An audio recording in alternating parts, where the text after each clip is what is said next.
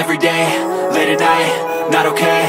All I want, and I pray, all I need are some better days. Fuck me, I'm looking in the mirror, so foggy, but I've never seen clearer. I don't really think anyone can save me, and honestly I'm not really sure I want saving. I like to be my own worst enemy. There's no risk if you don't try at anything, so I'ma just keep buying everything. See you in the next life, have to be a better me. I don't think that my head's on straight, gotta flip it and grip it and go and get an x-ray.